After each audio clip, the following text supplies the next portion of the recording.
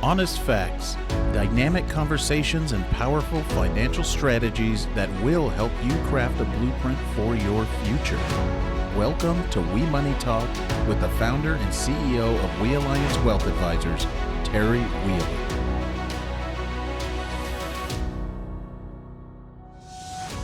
Just about everyone sighs when the topic of taxes comes up.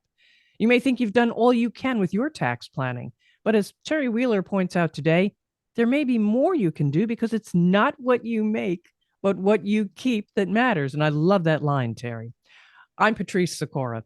So, Terry, what is tax planning? Well, tax planning is something that is near and dear because it's a way that we can really increase returns without increasing risk at all. So I'm going to literally and figuratively roll up my sleeves. I've got my cup of coffee, and let's jump into this subject. But the key thing with tax planning, first and foremost, is you have to be proactive and you have to have a plan. So your plan should encompass short, intermediate, and long-term strategies for your tax planning. So we develop what we call a one-page plan for each client's tax strategies. And we meet in October of each year. And when I say October, it's September, October, November, depending on when your appointment falls. But ultimately, we're meeting at that time not to do tax planning for the year that we're in. It's to dial in the strategy for the following year. So tax planning should be done and ready to go by January 1st. That's when you start your planning. So we're going to talk about a variety of different taxation techniques, but some of them will hit on Roth conversions. You do these things at the beginning of the year so that your entire year of growth is tax-free. If you wait until October, November, December to do them, you just incurred a lot of taxes you could have avoided. So there's a lot of simple tricks, and then there are some that are far more advanced. All are very powerful in the tax planning arena. All right, let's start out with what is taxable? So when we're looking at taxes, let's just kind of look at the four categories, broad categories. So one is taxable, as you mentioned. So these are investments that you're going to be paying your taxes along the way. So these are investments that you just have in your what we call a non-qualified taxable account. So you're paying taxes and you're paying your bills along the way. Then you have tax deferred. So these are things like IRAs, 401ks, tax deferred annuities. These are all things where you don't have to pay any taxes while you're growing the money, but you do have to pay taxes when it comes out. So for things like IRAs and 401ks, you also get a nice deduction at the front end. So you're not paying any taxes initially. You don't pay any taxes on the growth, but the single biggest portion of the tax bill you still have to pay, and that's on the distributions. So we often say it's better to pay tax on the seed than the tree. That means pay your taxes up front and then grow it tax-free if you can. With tax deferred, you're paying taxes on the tree, meaning you're going to pay taxes on those huge distributions if you've done well and grown the money. Then you have the tax-free. So tax-free there's a variety of things. So Roth IRAs are things where you have to pay your taxes up front, but then you get to grow the money completely tax-free and distribute it tax-free. So you're literally only paying taxes on the seed. That's one of the more powerful approaches. But how much we do and when we do it depends on your tax bracket. One thing with Roth is there's rules on who can contribute, but we can get around those rules through what's called Roth conversions, through backdoor Roth strategies, and there's even a mega backdoor strategy that we'll hit on. And then you have tax advantage. So your tax advantage strategies are going to be things like real estate, where you get nice write-offs and depreciation to offset your income. So these are four categories that we have to deal with every portfolio.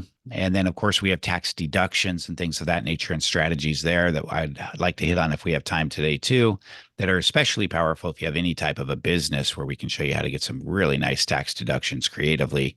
I'll share with you one of them that I'm doing that is both effective and extremely powerful. All right. All right. Well, start us off. Let's start with the taxable. Okay, so some of the common things that we need to look at with taxable investments has to do with placement. And what I mean by that is hopefully you've got a good diversified portfolio. So we've got stocks, we've got bonds, we've got other fixed income alternatives, we've got maybe real estate, maybe some exposure to things that are going to give us inflation hedges. Each of these investments have a different taxation um, characteristics or profile. So one of the most common things we see as we review portfolios is people place their investments just where it was convenient at the time instead of doing tax planning around it. So give you an example. Let's say we have, and I'm just going to make this up off of the cuff, so to speak. Let's say we have half our money in a 401k or IRA, and we have the other half is after tax money. And let's say you're just doing 50% in stocks and then 50% in bonds or loans or something like that. So fixed income. Okay. Well, if you have the account that is what we call non-qualified, if that account just has 50% stocks and bonds, and then your IRA has 50% stocks and bonds, that achieves your diversification goal in this hypothetical, but not your tax goal. Why? Well, you have to pay taxes on your fixed income investments for most of them, meaning bonds, unless they're municipal bonds, you're paying taxes along the way. So if you're in a 40% bracket, which we're here in California, that's pretty common if you're making good money between state and federal. So if you make, let's say you make 7% on your bonds or your fixed income, you're going to lose 40% of that to taxes. So you're really only netting about 4%. Now compare that to the stocks that you have there. With stocks, first of all, you don't pay any tax until you sell. So if you structure your portfolio, you might go 10, 15, 20 years and not pay any taxes. So that money is just compounding and compounding and compounding. And when you sell, you pay long-term capital gains as long as you've held them for over a year. So you might pay 15% in taxes instead of maybe a marginal 30, 32% rate at the federal. So by placing in that 50-50 portfolio, your stocks and your non-qualified, all of your bonds and your 401k, in this very simple example, you're going to increase your returns over a 10 to 20 year period massively. And people don't understand just how powerful the power of compounding is. Oh, yeah.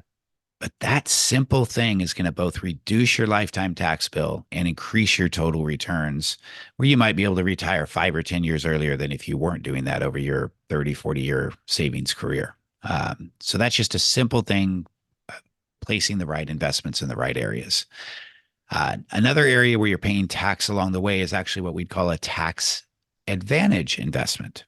And that would be things like investment real estate is the most common, where with investment real estate, if you're cash flowing at 6%, let's say net of all your expenses, you get something called depreciation. And depreciation allows you to offset that 6% income. So you might not be paying any taxes. Plus, all the growth of that real estate, similar to stocks, you don't pay any taxes until you sell. And in real estate, the old saying is swap till you drop. And what we mean by that is people will buy rental properties and they'll buy up and do what's called a 1031 tax-free exchange into maybe a fourplex, and then maybe they do that into a little apartment complex. So you can keep buying up bigger and bigger, so you can take advantage of depreciation rules, but you never pay taxes. And then when you pass away, all those taxes are forgiven when it goes to your kids. So that's an example of a tax advantage investment that you can actually have a lifetime strategy on. So we have short, intermediate, and long-term tax planning. Real estate will encapsulate all three. And it should also be that way just with your stocks and bonds in my hypothetical. That's a lot to remember. Yeah. And we haven't even scratched the surface yet. So tax planning is one of those areas. I'm a portfolio manager first and foremost, but I went to law school because I looked like I was probably 15 back then. I was 21, but I became a stockbroker. And learning taxes in law school and estate planning, how that relates to financial and portfolio management, which is really my passion, is extremely powerful. So we love teaching people how to incorporate the two because you get so much more mileage out of your portfolio if you can do really good proactive tax planning. Let's jump back to the Roth, because you mentioned it sounds fantastic, but it's not for everybody. But when you talk about not having to pay taxes later on, you pay it on the seed. It sounds like, why isn't everybody doing this? Yeah, yeah, it's Why? true. Yeah, why is it not a good idea sometimes? Well, let's say you are a very high income earner and your combined tax bracket is, say, roughly 50%. And a lot of people that are making a ton of money, they still spend a lot of money. So their savings might be on track to where when they retire, they're going to drop a couple of tax brackets. So maybe instead of 50% combined, they're going to be at maybe a 28 to 30% combined when they retire. So if you're paying taxes at a 50% level now and you could pay at a 30% level later, it's rarely going to work out for you to do a Roth conversion or contribution. You want to take the tax advantage now. Doesn't mean you won't do a conversion eventually, but you'll wait for a more tax advantageous year. So that's one element. The other element is a lot of our clients are making too much money, so you can't do Roth contributions, but you can do conversions. There's no income limit. Everybody can do a Roth conversion. So we can do a strategy called a backdoor Roth strategy. And if you're, even in a 22 or 24% bracket, which you could be making $300,000 as a couple, and you're still going to be in that 22 to 24, you're not hitting the higher brackets yet. You can do backdoor Roth contributions, which is basically where you do a contribution to your IRA and then you later convert it to a Roth and pay the taxes. And that works well, but you got to know the rules because a lot of people make the mistake of converting a separate, we call a backdoor Roth IRA, and they have all these other IRAs and they don't realize the tax rules say you have to add those together and only a portion of that is going to be tax-free. And I'm sorry, I left out one critical point. These backdoor Roth IRAs, you're putting after-tax money into your IRA. So you've already maxed out your 401k. You're not allowed to take a deduction on the IRA, but you can put money in up to the limit and then you can convert it. So we have that strategy, and there's something called a mega backdoor Roth strategy, which fewer people know about. And that has to do with when you have a 401k, very few people are maximizing. And with a lot of these programs, you can get up to about $60,000 a year into them. So if your employer, the way it's structured, you can only do, say, $25,000 or $30,000 into it. You have the ability to do another 30 with after-tax money and then convert it to a Roth. And you're not paying any taxes when you contribute after-tax money.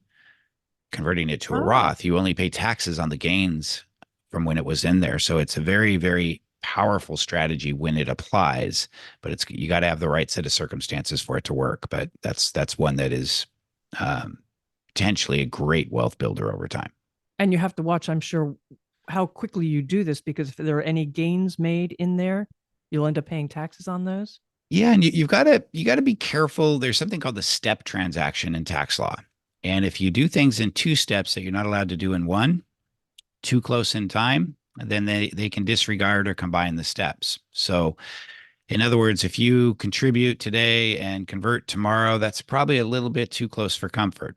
But if you contribute today, and let's say we wait a month and you made a little bit of money, a few $100, and you convert and you pay taxes on that few $100, that protects you from the step transactions. So we want to do it wisely, but it's easy to do. You just can't go in blindly. All right. So what have we missed here? We did Well, that's some of the tax-free, but that's just the Roth. There are others. So as you know, Patrice, I have 5 kids. So with 5 kids, we don't want to leave out 529 plans. So 529 plans, you want to go into the right one. Hopefully you get into institutional shares so your fees are low. But ultimately, 529 plans are one of those things that you take after tax money. So you had to pay taxes on your money. You don't get a deduction like an IRA, but then you put the money in the account and it grows completely tax deferred. And then if you spend it on qualified educational expenses, so tuition and books and room and board and all of that, you never pay taxes.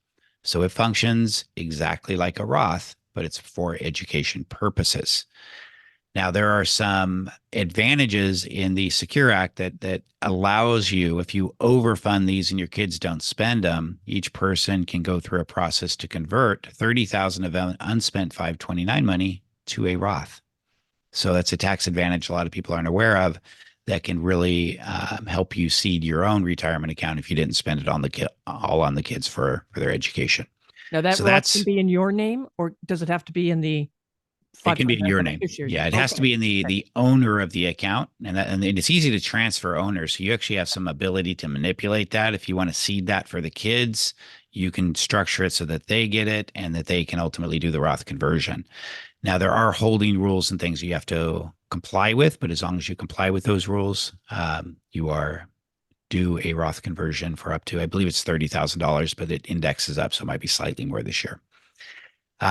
Another tax-free strategy that is very powerful, but also abused at times. When I say abused, I just mean it's not structured properly. And that is with life insurance. So again, I grew up a stockbroker, so life insurance was always a dirty word. Um, Buy term and invest the difference was my mantra. With that said, as you really learn how to manipulate policies, you can go into our favorite is a product called an index universal life. And this gives you performance based on a stock index. And there's a lot that goes into selection of the right policy because there's good and bad policies out there. But if you design this well, the idea is to put the maximum amount of cash into these. So you're putting money in yearly typically or monthly. So you're putting in, let's say, $12,000 a year and buy the minimum death benefit that you have to buy in order to put that maximum cash value in. And what you're doing is you're borrowing the tax advantage attributes of this life policy because you can grow money tax free in a life insurance policy. And then if it's designed right, you can withdraw everything you put in. They call it withdraw to basis, completely tax free. And your gains you take out in loans that are what we call zero net loans. So if they're charging you 5%, they're also crediting you 5%. So you're not paying anything. And then you hold that all the way until you die and you never pay taxes. And the IRS says the life insurance proceeds to your kids or beneficiaries are tax free. Now, this is a very, very powerful strategy, but you got to build it right because Yeah. there are very powerful low cost insurance policies that incorporate a lot of what we call cheap term insurance. And then there are permanent strategies, which I'm going to cause a lot of haters out there not to like me, but whole life to me is really, in my opinion, it's kind of a garbage product. I think it's extremely expensive. It's not efficient. And all the New York Lifes and Guardians and different groups that sell whole life are going to hate me for this, but I'm just not a believer in it. And they do have their arguments as to why they're good, but I think there's such a better way to construct a portfolio. But even in the index universal life, there's good policies and bad. So let me just give you an example of a test case we did some years ago. And we just used Pac Life was our example at the time. And all we did is one nice thing about the Pac Life policy is it's one of these companies that will allow the advisor to bring in what's called non-commissionable term. Now, why would they do that? They're not getting paid. And that's true. You're cutting your paycheck as the advisor massively by bringing in non-commissionable term. Well, Pac Life allows you to do that to compete with other products so that if their product is better than Pac Life's, you can bring in non-commissionable term and now it's better. Well, the way you should use it is you should bring in non-commissionable term every single time for your client because that's what's best for your client. We did a study and I believe it was a 25-year-old that saved until they were 65 Mhm. and doing this strategy properly. So it was built with max cash value, minimum death benefit, and a lot of non-commissionable term. The amount of income in that hypothetical was roughly $30,000 a year tax free for the amount they were contributing. I don't remember the exact dollar amount. It was only a few $100s a month. Tax free for the rest of their life. It was what we were projecting if they did a traditional policy with the advisor taking full commission. If the advisor instead cut their paycheck in half, so let's say it went from a $10,000 commission to a $5,000 commission, if they cut it in half by bringing in non-commissionable term to the maximum that you're allowed, the income that that same person would get at 65, instead of being 30,000 tax-free, fully doubled to 60,000 tax-free every year for the rest of their life. Now, what did that require? The advisor got $5,000 less upfront one time, and the client got double the tax-free income for the rest of their life. It is insane that anybody would create a policy and not do this properly for their client, but that is the norm, not the exception. So we're a fiduciary based approach. We build it right for the client each time. And that's only one element. So there's other policy attributes that are key. So some policies are just built good from the beginning, so they don't even give the advisor the choice. Those are the ones we like the best. And they've got phenomenal investment capability within. So not all policies are created the same, but when you do it right, it can be a very, very powerful strategy. And again, we should have a podcast just on this, but let me give you one last example. And I want to get off the insurance and get back to tax planning. But insurance is a powerful tax planning vehicle. We had one client, one of my favorite clients, and she's a very wealthy client. And we have these color charts as we're doing reviews. And I brought in this color chart, and down in the lower left hand is where I always have what we're proposing to change. So her eyes went there right away because she'd been through several reviews, and she sees life insurance on there. And this particular client kept about $500,000 in the bank just for safe money. So crazy, the lost opportunity, but she's a pretty large estate. And I brought in the chart, and it had life insurance. And she said, Terry, I love you. We've been working together a long time. You're doing great, but I am never buying life insurance. And I said, well, you probably had some bad experiences with life insurance. And she says, yes. She says, I've had bad experience. I just lost a lot of money because it didn't do what the advisor said. And I just eventually got rid of it. And I said, well, have I earned enough trust with you? Well, you'll hear me out and listen to what I have to say. And she said, yes, of course. And I said, well, at the end of this appointment, you're going to buy a lot of life insurance. And she just laughed at me. So I brought out a traditional policy.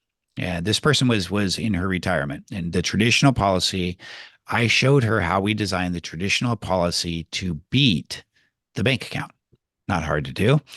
But it was liquid the way we designed it. So it had an early cash value bonus, something you do for executive bonus programs and kind of an advanced business concept for life insurance. We did this for her, showed her everything, how it beat it. And I was having fun with her and showed her how we might get, I forget the number, but maybe we're getting 3 or 4% a year instead of point nothing and that the banks were paying. Right. And it was liquid. And she said, okay, that's great. And I said, well, you know that we're full disclosure. So I show all my clients exactly what we're getting paid. And I showed her a little code that's at the bottom of life insurance policies. And that's how you determine what you're getting paid. It's called target premium. Showed her that number, and it was something like $120,000. And she literally just went back in her seat and went like this. And I said, well, we're improving your situation. You're netting more, right? She said, yeah, but that's a lot of money, Terry. And I just kind of laughed and I said, well, how about we do this? Why don't we design it better? And I brought out the next illustration. And I said, this is a policy that we bring in what's called non-commissionable term. That first policy I showed you is what you hated, and it's why you won't buy life insurance. And that's what most life insurance agents are pitching. But a properly designed policy does so much better. So we brought in, I think it was something like 93% non-commissionable term we were able to put in there because we have to keep permanent insurance because there has to be a buffer to call it insurance. And it was still a very large policy for what she was doing, and it performed phenomenally well. So her return went up by a few percentage a year, again, completely liquid.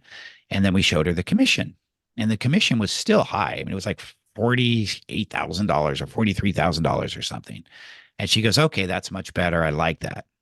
And I looked at her and I said, yeah, but you don't need life insurance. You've already made it. What do you need life insurance for? And she looks at me and she's like, well, you're the one trying to sell me life insurance. And I said, no, I'm trying to help you build money tax-free. And I said, your son makes a lot of money. He's single. How much life insurance does he have on him? And she said, I don't think he has any. Brought out the real policy design. And it was her owning it on his life. He's in his, I think it was late 20s or early 30s. So the cost of insurance was next to nothing. And we built in the non-commissionable term, built in a wealth planning strategy. The commission went down to, I want to say, like $13,000 or $14,000. All of this was tax-free for her lifetime. In her estate plan, we're transferring the policy to him, so then he gets to enjoy the benefits for his lifetime. It's a multi-generational tax plan that was absolutely phenomenal. The hardest part of this is getting the insurance companies to let mom buy it on the son, but we had to draw up a memorandum, showed him why he's a high income earner, how much he was going to inherit, and we were able to get it approved. I brought a commission that was well over $100,000 And I like to think I'm a good enough salesperson. I could have sold that to her. And I brought my paycheck down to $18,000. And which is still, I mean, how much time am I putting into this? That's a tremendous fee. You don't need to make $100,000 off one client by giving them a terrible product. And she loved me and she bought it all. So she bought a lot of insurance that day. And within literally 10 business days, she had referred her sister was a similar size account, which she's a very large client of mine. Her son himself is a client and her niece is a client.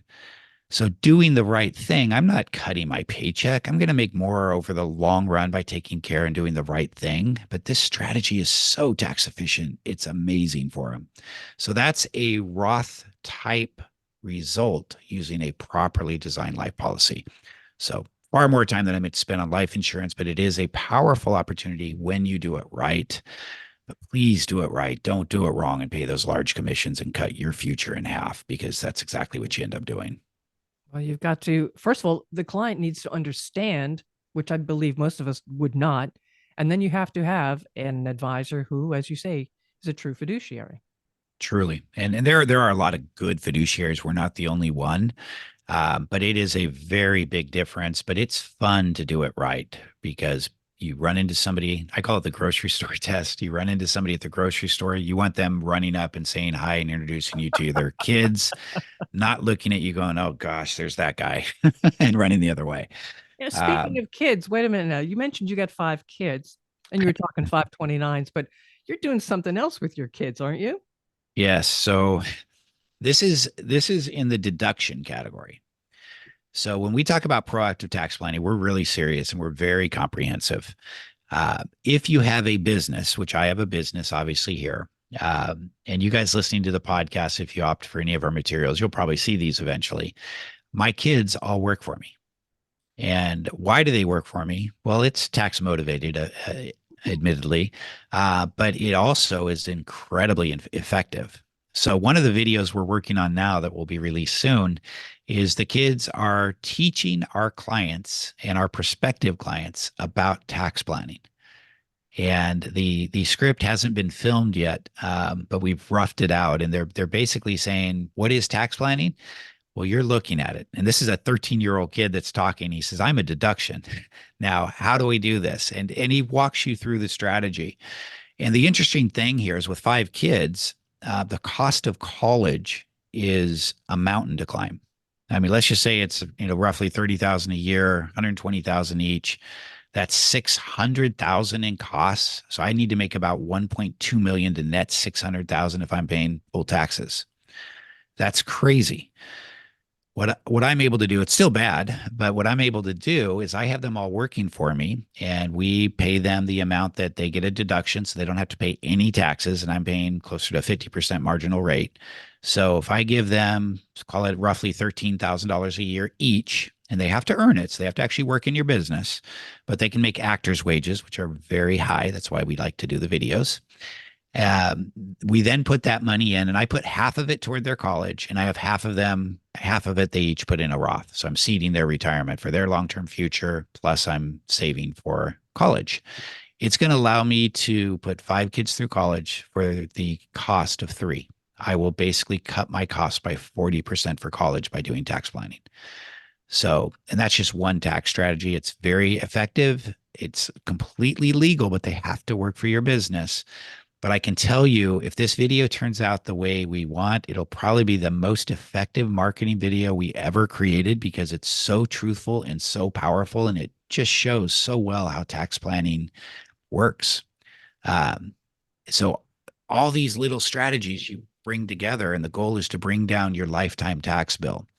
And we, for a lot of clients, are actually bringing down their multi-generational tax bill through strategies that even go on to the next generation, especially with large IRAs and 401ks. All So right. why don't we hit on that one for a moment? All right, go right ahead. So tax deferral. So we talked about the Roth, pay taxes on the seed, all the growth is tax-free, all the proceeds are tax-free. But the more common thing we run into is an IRA or 401k. So back in the 70s, they had this law called ERISA, and it kind of killed pensions, which is really bad for the individual investors. It shifted responsibility to the individual investor instead of corporations to save for their retirement. but the main tool is 401ks. Now, 401ks, if you save well, you can accumulate a lot of money because it all grows tax deferred and you get a nice deduction when you're contributing. So it feels really good along the way. But when it comes out, you have to pay taxes. Well, we'll do Roth conversion strategies to the degree we can along the way, but what's left, you're going to pay taxes on. We have a lot of clients that have built enough wealth where these IRAs are ultimately going to go to the kids. Now, the rules are you have to take all that money out when it goes to your kids over a 10-year period. So if they didn't take any out till the end of the 10 years, then they're going to have a massive tax bill and they'll lose about half of it to taxes. If they take it out over 10 years, that spreads the pain out. But if we're talking about a million, $2 million IRA, you're still talking about probably losing 35 to 40% of its value. We can do a tax strategy where we can defer that tax bill all the way until the kids pass away. So think about the effect of that. Let's just say you have a $1 million retirement account going to one child, to keep it simple. That one child, if they have to pay the taxes, let's just say they lose 35% of it. So they'll get, roughly 650,000. We know that the psychology of money, they tend to spend it, so it's gone after 10 years. Or we can create what I call a private pension type approach for them. And we use charitable laws in order to accomplish this. And what we're able to do is we get the entire million, creating let's say you set it up at 7% a year. You get 70,000 a year for your child for their entire lifetime, as long as you can internally earn 7%, because they get 7% of the January 1 value. What we're doing is we're taking that $350,000 tax bill and we're growing wealth over their entire lifetime that they get to live off of. If we can make 9% on that money, it's going to double every 8 years. So that 350,000, just the tax bill, because they would have had the 650 anyway, the 350 could grow to 700 to 1.4 to 2.8 million over 30 years. That is a lot of extra wealth that is creating a retirement for your child. It takes your IRA and creates kind of a what we used to call a stretch out IRA, but on steroids. Very powerful. And it does something else. At the end of this, when your child passes away, instead of the money going to the IRS, so you didn't pay him initially, you paid him after your child passes, but now the money doesn't even go to the IRS. It goes to the charity of your choice. So you have what we call social capital. And now you get to help those causes you believe in. And you're doing it with money that would have gone to taxes. Most of us think we could choose a charity that will do better than the US government as to how they spend our money. But it will go to a charity that supports a cause that you believe in. Now, take it one step further. Okay. We have a client that's going to have $3, $4, $5 million, and now it's going to the charities. It's going to feel like you're disinheriting the grandchildren. You're not, because your son or daughter has far more wealth than they ever would have had from the strategy. So if they didn't spend it, it's going to the grandchildren. Mm-hmm. But if you're giving a few $1 million to charity, it feels like it's your money. You can send it to a family foundation. And that family foundation, your grandchildren can work for and run and earn a reasonable salary for the rest of their lives. And they can be involved in giving out scholarships or doing whatever charitable causes you want to do. So this podcast is about tax planning. Most people listening probably didn't realize exactly what proactive planning was, but it is powerful. And we're just hitting on a few nuggets of strategies. This is why it's so important to have a one-page plan where it's, what am I going to do this year? What am I going to be planning on doing over the next 3 to 5 years? And what is my long-term plan and perhaps even multi-generational plan? And when you do that, you reduce your lifetime tax bill massively, and you get to keep more of what you earn, which is the whole idea of tax planning. As you said, this is really powerful, and it's not just powerful for you, it is powerful for your family. Imagine the connection you can make with your kids when you explain, I'm setting this up for you, and this is what's going to happen, and your children could also benefit. And you hit on a very important point that part of this is once you develop all this, you got to teach the kids what you're doing. So we really like family planning. We've got a tool that we call the Wealth Vault, where all these strategies are laid out. And if you pass away, your kids now have access to this and they see exactly what you are planning and why. Because if they don't understand it, they could screw it up. So you've got to teach them the power. And for most of our clients, they want us to teach them very young in life. So imagine if you're 25 years old and you understand all this and you're building wealth the right way from the beginning. I'm 55. I didn't know all this as a stockbroker at 21. They didn't teach us all this. We had to gain the wisdom the hard way by making mistakes along the way. And we could do a podcast just on the mistakes we've made. Oh, let's not do that though. Yeah. But the idea is that wisdom that you learn, let's help others not make those mistakes, because wealth building is powerful, but it involves portfolio construction, tax planning, downside protection. All these things kind of go together, including wealth transfer strategies.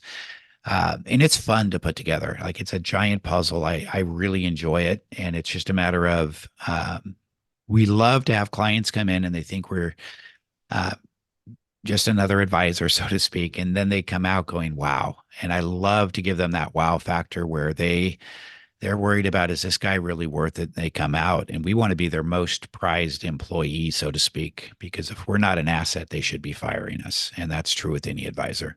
But we try to be that employee that they just never want to lose. And that's something we have to work hard at, but it's fun to be able to try to do. Well, how can people reach you if they want to check you out as a possible employee? Sure. So our website is www.weria.com. So WERIA or weariaadvisors.com. Sorry. It'll be in the show notes too.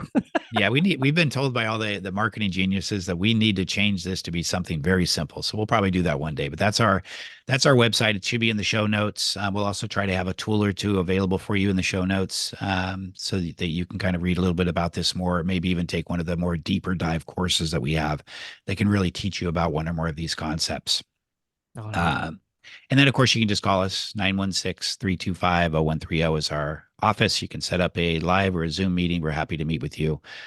We meet with everybody complimentary and give them a really in-depth overview of what we think we can do for them. And then if it looks like we can do a lot for them, and they want to work with us, then we go forward from there. So happy to talk to anybody and really enjoy sharing these ideas with you. And for more ideas and insights from Terry on taxes, financial planning, and anything else you need, follow this podcast and, of course, share it with others. Check everything in the show notes. All the contact info is there, plus some tools. Thanks for being with us. All right, thank you, Patrice.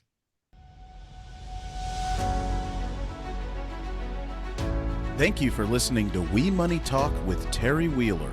Be sure to click the follow button to be notified as new episodes become available.